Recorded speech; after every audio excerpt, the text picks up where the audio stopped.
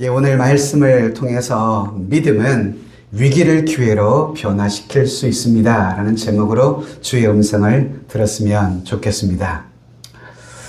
우리 전우자우를 보십시다. 우리 함께 예비한 믿음의 가족들을 우리 주님의 이름으로 반갑게 문안하고 인사할까요? 주님의 이름으로 환영합니다. 반갑습니다. 예.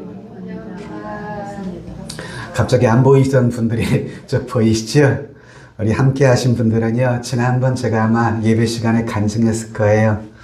전에 있던 교회 우리 대학부의 우리 청년이었는데 지금은 장성에서 가정을 이루고 우리 장인 어른이 그 당시 암이 걸려서 복음을 좀 전해주었으면 좋겠다는 부탁이 있어 제가 가서 복음을 전하고 예수님을 영접하고 얼마 안 있어 이렇게 하나님 나라에 가신 가족들이 오셨어요. 그래서 그 아들 내외 분과 손주 그리고 부모님까지 이렇게 함께 오셨습니다. 반갑습니다. 축복합니다. 우리 부모님들은 전에 제가 섬기던 교회 함께 뵀던 우리 순장님 가족이기도 하세요. 반갑습니다. 한 몇 년이 되셨을까? 한 20년 됐나요? 넘었습니다. 20년 넘었습니까? 그러세요. 여전히 미모를 자랑하고 계십니다. 여러분, 믿음의 사람, 믿음이 없이 세상을 살아가는 사람, 여러분 이 두 부류의 사람의 차이가 뭘까요? 믿음의 사람과 믿음이 없는 사람의 차이, 그저 그 차이라는 것이 주일이면 성경 들고 교회 가는 모습, 그걸까요? 여러분, 믿음의 사람과 믿음이 없는 사람, 이 사람들은 평소에 별 차이가 없이 보이긴 하지만 언제 극명하게 그 차이가 구분이 되는가 하면 여러분, 위기 앞에서 서게 되면 그 모습이 극명하게 차이가 나는 것을 보게 됩니다. 여러분, 믿지 않는 불신자들은 위기 앞에 설 때 어떻게 될까요? 자신의 경험과 지혜, 그리고 자신의 모든 인간관계와 능력을 동원해서 자신이 당한 문제를 해결하고자 하지요. 그러나 여러분, 어떻습니까? 자신의 힘과 능력으로 그 문제를 풀려고 하면 풀수록 점점 문제는 꼬이기만 하기도 합니다. 결국 그로 인해서 좌절하기도 하고 절망하기도 하고 낙심에 빠지기도 하죠. 그런데 우리 신자들, 믿음의 사람들은 어떨까요? 위기 앞에 서면 우리는 자신의 능력 없음을 인정하며 주님 앞에 나아갑니다. 내 힘으로 어찌할 수 없는 삶의 위기 앞에서 하나님 앞에 나아가게 됩니다. 내 힘으로 할 수 없는 문제, 그 위기 앞에서 우리는 전능하신 하나님을 의지하며 그의 도우심을 간구합니다. 자, 그럴 때 우리가 앞서 찬양했던 것처럼 하나님이 우리의 삶에 일하시기를 시작하는 것을 보게 되죠. 그래서 믿음이라는 것은 내가 만난 위기를 오히려 기회로 변화시키게 만드는 능력이 바로 전 믿음에 있다라고 생각합니다. 그래서 믿음이 참 중요한 것입니다. 자, 오늘 본문을 보면 요한복음에 나타난 두 번째 표적 사건이 기록이 되어 있는데요. 예수님이 일으키신 첫 번째 표적은 뭘까요? 갈릴리 가나의 혼인잔치에서 일으키신 그 표적이 첫 번째 표적. 물로 포도주를 만드는 기적이었죠. 자, 여러분, 이 본문에 보면 본래 하나님과 상관없이 살던 한 사람이 등장합니다. 그런 이방인이었습니다. 그런데 그런 그가 정말 믿음을 가지고 인생의 큰 당한 위기, 가정의 위기를 기회로 변화시키는 사건을 기록해 주고 있는데요. 오늘 그 한 사람, 그 사람을 성경은 왕의 신하로 그렇게 묘사를 해주고 있습니다. 46절에 보면 예수께서 다시 갈릴리 가나에 이르시니 전에 물로 포도주를 만드신 곳이라 왕의 신하가 있어 그의 아들이 가버나움에서 병들었더니, 여기서 보면 이 사람이 왕의 신하가 있었다.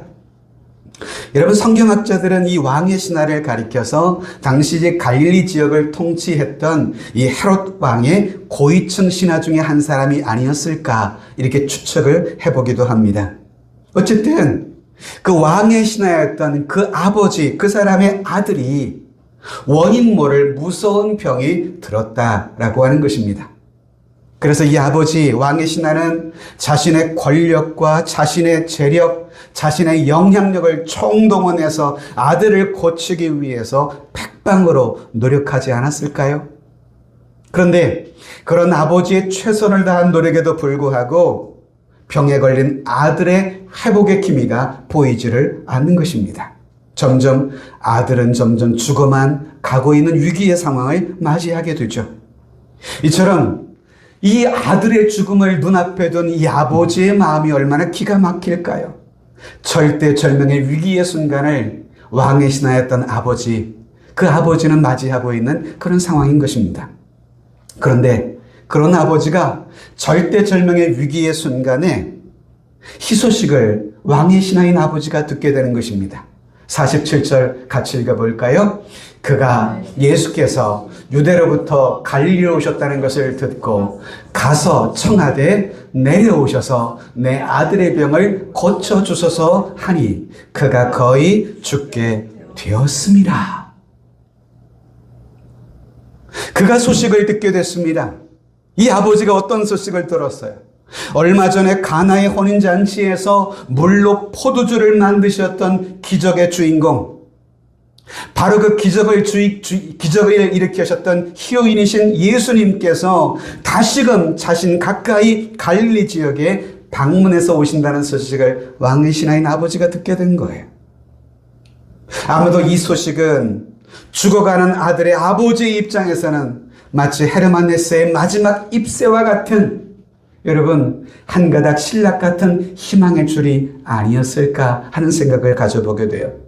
여러분, 아버지는 이런 신락 같은 희망의 끈을 붙들고 예수님께 나와왔습니다. 그리고 그 아버지는 가정의 위기를 기회로 변화시켰어요. 그래서 여러분 54절에 보면 이것은 예수께서 유대에서 갈릴리로 오신 후에 행하신 몇 번째 표적의 사건이라고요? 두 번째 표적의 사건이 됐다고요. 자, 여러분, 이처럼 삶의 큰 가정의 위기, 아들이 죽어가는 그 위기의 사건을 기적으로 만들 수 있었던 이 왕의 신하였던 아버지, 그 아버지의 믿음은 어떤 믿음이었을까를 오늘 여러분들과 나누고 싶었던 것입니다. 자, 먼저 그 아버지의 믿음은요, 표적에 매달리던 믿음이었어요. 왕의 신하였던 이 아버지의 이 믿음은, 그 믿음의 시작은 주님이 행하실 표적과 기적을 바라는 그런 믿음이었어요. 그동안 아버지는 자신이 할 수 있는 모든 수단과 방법을 총동원해서 아들을 살리고자 노력을 했을 것입니다. 그러나 여전히 절망적 상황은 이어졌습니다. 그러했기 때문에 아버지의 믿음의 시작은 이럴 수밖에 없었을 것이라 라고 생각이 돼요. 여러분, 이런 믿음을 기복적인 믿음이라 함부로 단정하지는 마십시다. 왜요? 아들을 사랑하는 아버지로서 죽어가는 이 여러분 아들을 그저 지켜만 볼 수는 없을 것 아닐까요? 아버지에게는 지금 그 무엇보다 자신의 아들을 살려야 한다는 것, 이것이 아버지의 가장 절실한 필요가 아닐까요? 그러지 않겠어요? 아들을 둔 부모님 여러분들도 그렇지 않을까요? 그런 와중에 자기 아들을 살릴 수 있는 그 누군가가 가까이 존재하고 그분이 자신 가까이 찾아온다는 사실만으로도 아버지에게는 신락 같은 희망이 되지 않았을까요? 그래서 이 왕의 신하인 아버지는 용기를 내서 그동안 예수님을 믿었던 사람은 아니었을지라도 그 예수님에게 찾아가 기대어보고 여러분 의지하고 싶었던 것입니다. 47절에 보시면 이렇게 얘기했잖아요. 다시 한번 읽어볼까요, 여러분? 그가 예수께서 유대로부터 갈릴리로 오셨다는 것을 듣고 가서 청하되 내려오셔서 내 아들의 병을 고쳐 주소서 하니 그가 거의 죽게 되었습니다. 이처럼 아버지는 예수님께 나옴이라 왕의 신하였던 모든 여러분 이 벼슬의 권위는 다 내려놓고 주님 앞에 나아가 호소하는 것입니다. 주님, 제 아들의 병을 고쳐주십시오. 제 아들이 거의 죽게 되어 있습니다. 제발 저희 아들을 살려주시면 안 되겠습니까? 자, 그런데 48절을 보면 이런 아버지의 간곡한 요청에 대한 주님의 반응을 한번 주목해 볼까요? 전 반응을 보면 주님의 반응이 조금 다릅니다. 평소와. 예수께서 이르시되 너희는 표적과 기사를 보지 못하면 도무지 믿지 못하는구나. 주님의 반응이 좀 냉정한 듯 보이지 않습니까? 제가 목사라고 한다면 아마 어떤 분이 저는 그런 능력은 없지만 그렇다면 그래요. 제가 가서 기도라도 해드려야죠. 이럴 것 같은데 주님은 갑자기 생뚱맞으시게 이런 말씀을 하고 계시는 거예요. 여러분, 이 예수님의 이 말씀을 오해하지 마셨으면 좋겠어요. 여러분, 주님의 이 말씀은 이 아버지에 대한 모습을 책망하는 데 목적이 있는 것은 아닌 듯합니다.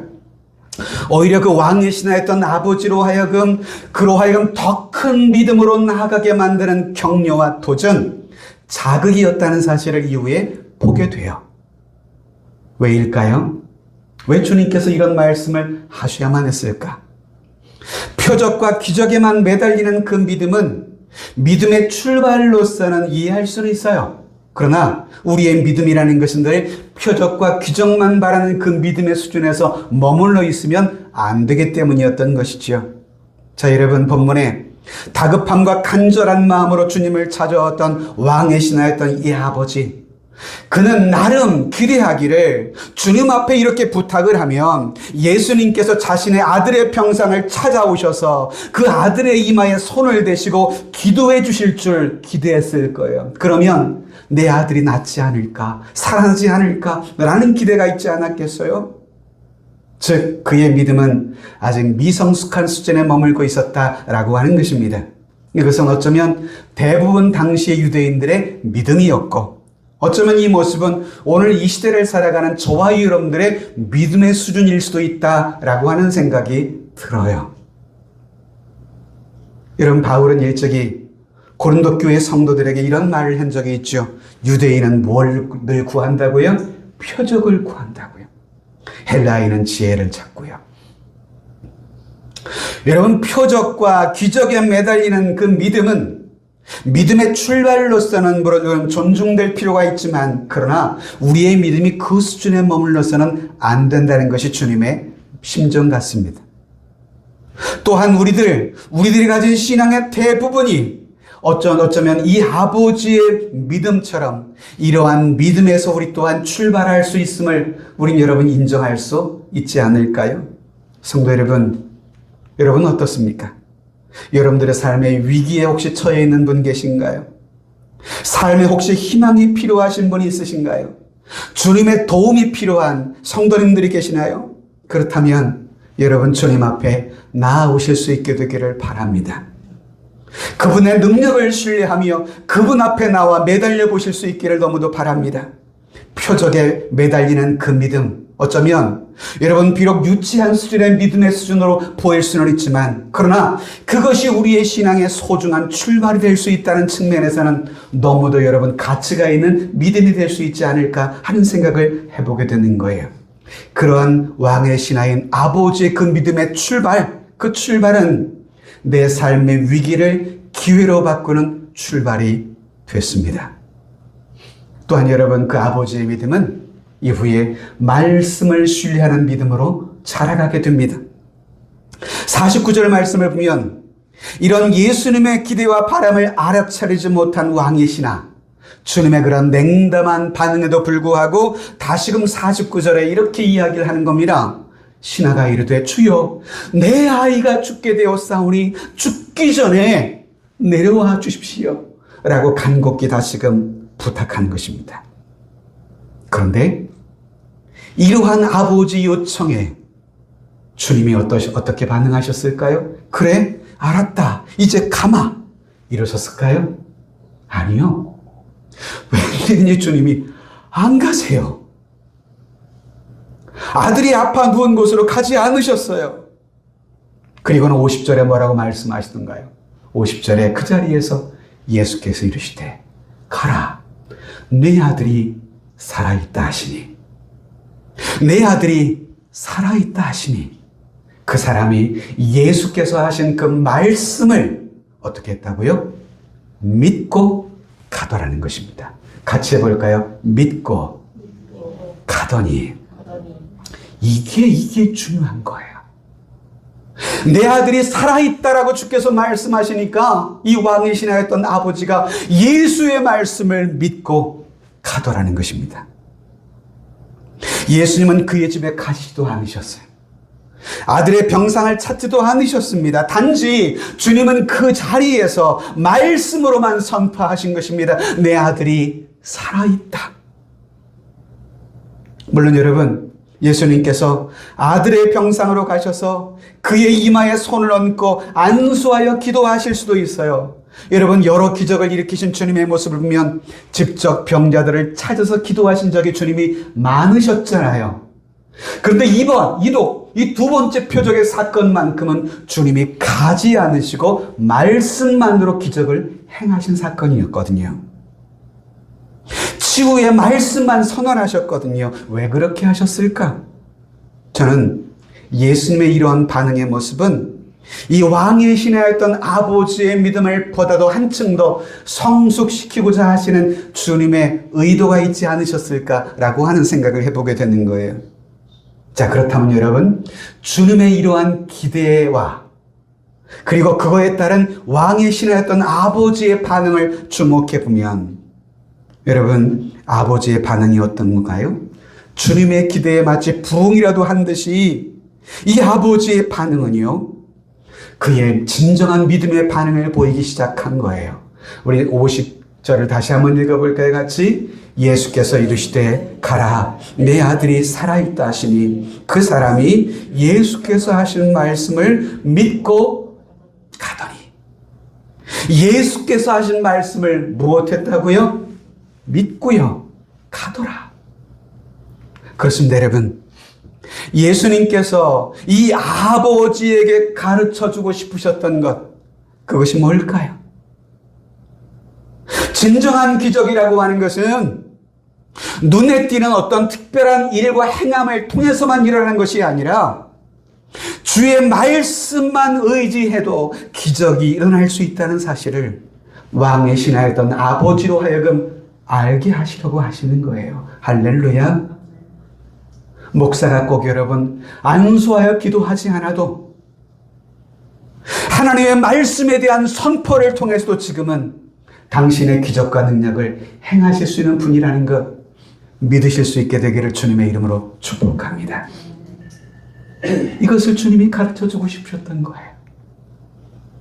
내 아들이 살아있다는 주님의 말씀, 그 어떤 것도 아니라 오직 주님의 그 말씀이 그의 믿음의 근거가 되기 시작하는 거예요. 그래서 그 말씀을 믿고 가더니 생명의 주이시며 진리의 말씀 자체이신 예수의 그 말씀이 왕의 신하였던 아버지에게 새로운 믿음의 근거가 되기 시작한 거예요.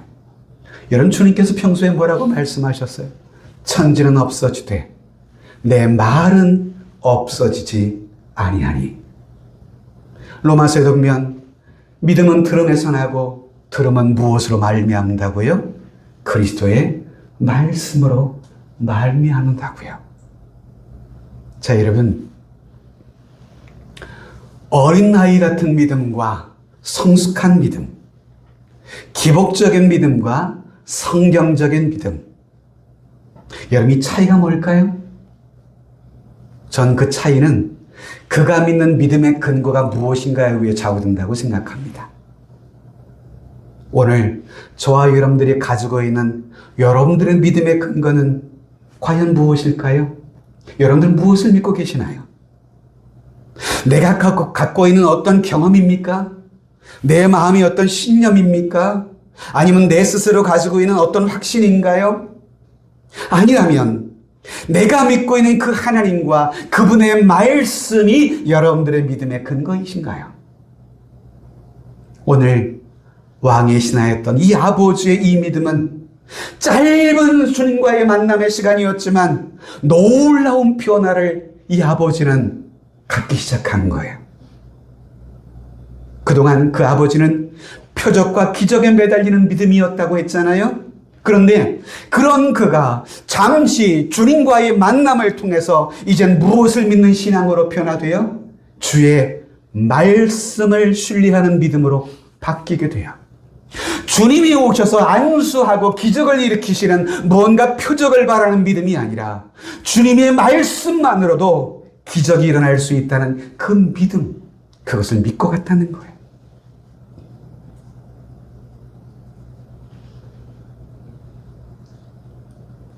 그 말씀에 대한 바람 믿음이 결과적으로 아들을 살리는 기적을 일으키게 만드는 요인이 아니었을까요? 여러분 기억할 것은요, 이 아버지가 주의 약속의 말씀을 붙들기 시작한 그 순간부터 어떤 일이 일어나기 시작할까요? 이제부터는 그가 붙들은 그의 말씀이 그를 붙들기 시작합니다. 할렐루야. 우리가 주의 말씀을 붙드는 순간, 그때부터 주의 말씀이 저와 여러분들과 가정을 붙드실 줄로 믿으시기를 바랍니다. 그러나 아마도 그 말씀을 믿고 집을 향해 가는 순간 그의 가슴 속에 찬양이 샘솟지 않았을까요?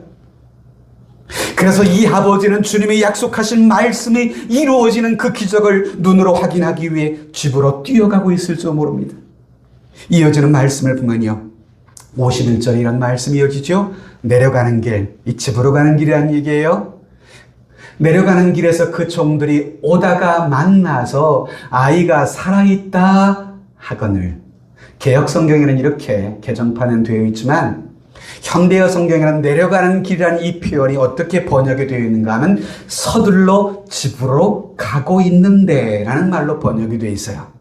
그러니까 이 아버지는 지금 주님께서 하신 그 말씀의 기적이 일어난 것을 눈으로 보고 아이가 살아났음을 눈으로 확인하기 위해서 서둘러 집으로 지금 가고 있는 그런 상황이었습니다. 무슨 말일까요? 기적은요, 그 아들에게만 일어나는 것이 아니라 그 아버지의 마음 또한 변화시키고 있었다는 것입니다.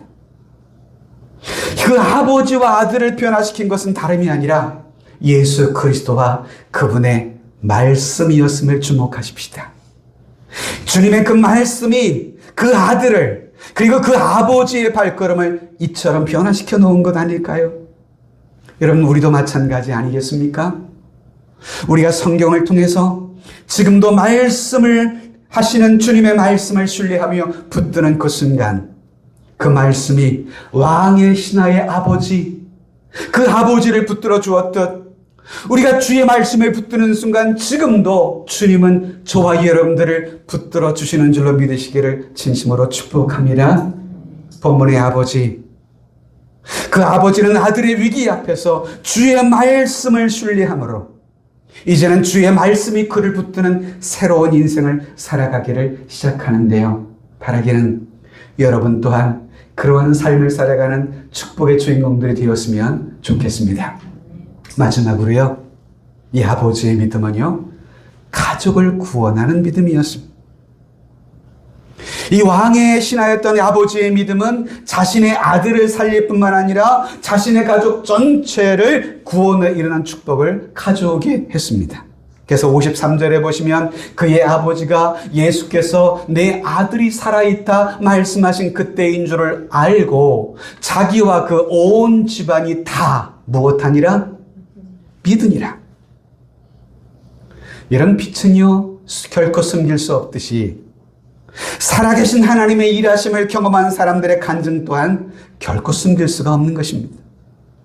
여러분, 이 아버지의 간증을 주목해 보시기 바랍니다. 가장 가까이에서 여러분 주님의 능력과 기적을 여러분 목격한 사람들, 그 간증은요, 주변의 사람들에게 영향을 끼칠 수밖에 없는 것이에요. 그래서 여러분, 때로 주님을 경험한 우리의 간증은요, 그 무엇보다 영향을 주변의 이웃들에게 전할 수가 있어요. 그래서 여러분, 여러분들의 간증을 소중하게 다듬어가는 것이 필요해요. 내 믿지 않은 가족들에게, 이웃들에게 복음을 전할 때 간증은 엄청난 때로 영향력을 행사하기도 하거든요. 여러분, 이처럼 한 사람이 주의 말씀을 붙들고 신뢰하며 순종으로 나아갈 때 결국 그의 온 가족들을 구원함에 이르게 하더라고요. 여러분 기억하시나요? 빌립보 감옥에 억울하게 고문당하고 갇혔던 바울과 실라. 그들은 밤에 갇힌 그 밤의 옥중에서 기도하며 찬송을 했었다라고 이야기합니다. 그런데 그들이 찬송하며 기도할 때 그 밤에 하나님이 일하시기 시작합니다. 갑자기 그 밤에 하나님이 역사하사 옥문이 열리고 착고가 풀리고 죄수가 풀려나기 시작합니다. 그로 인해 이 간수가 놀라서 자살을 하려고 하는 그런 사태가 벌어지죠. 그런데 그때 바울은 그 모습을 보고 우리가 다 여기 있노라, 죽지 말라고 만류를 하죠. 그때 죄수는 뭐라고 말하던가요? 선생들이여, 내가 어떻게 해야 구원을 얻으리까 묻습니다. 죄수에게. 그때 여러분 바울이 한 말이 무슨 말이에요? 이르되 주 예수를 믿으라, 그리하면 너와 내 집이 구원을 받으리라 하고, 이 말씀을 들었던 이 간수는 바울과 그의 일행을 자신의 집으로 데리고 와서 그들의 상처를 씻기고 식사를 대접하고 이 바울이 전하는 복음을 듣고 예수 그리스도를 믿어 그 가족이 그 밤에 세례받는 놀라운 역사가 일어났습니다. 성도 여러분, 본문의 이 아버지의 가족들을 주님께로 나오게 한 것은 과연 무엇이었을까요? 저는 그 이유가 무엇인지 주목하고 싶은 거예요. 그것은 무엇보다 시간과 공간을 초월하여 역사하신 주님의 역사하심 때문이었을 것입니다. 주님은 이 신하의 기대처럼 그의 아들이 누워있는 곳으로 찾아가셔서 기도하지는 않으셨습니다.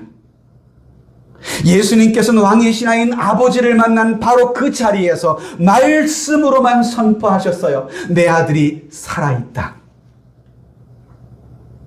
예수님은 당시에 갈릴리 가나에 있으셨고 왕의 신하의 아버지의 집은 북쪽 가버나움이라는 곳이었거든요. 그러니까 갈릴리에서 가나에서 가버나움까지는 도보로 몇 시간씩 걸리는 그러한 거리였거든요.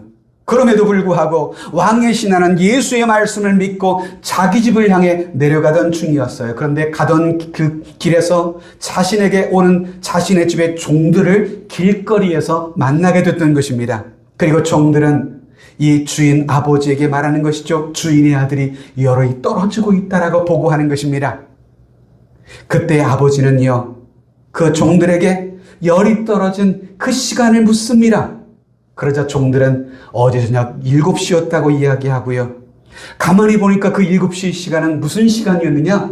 주님이 자신에게 내 아들이 살아있다 라고 선포하신 사건임을 아버지는 깨닫게 되죠. 53절을 같이 읽어볼까요? 시작. 그의 아버지가 예수께서 내 아들이 살아있다 말씀하신 그때인 줄을 알고 자기와 온 집안이 다 믿으니라. 자, 여러분, 이 아버지와 그 가족들이 이 놀라운 일 속에 담긴 주님의 일하심, 역사하심을 들었을 때 그들의 감격이 어떠했을까요? 여러분, 사람은 누구나 시공간의 제약을 받잖아요. 그런데 이날 이 가정이 경험했던 주님의 역사하심은요, 시공간을 뛰어넘는 주님의 역사이셨거든요. 지금도 마찬가지 아닐까요? 지금도 주님께서는 시간과 공간을 초월하여 우리를 찾아오시는, 그래서 우리를 구원하시는 그런 하나님이시거든요.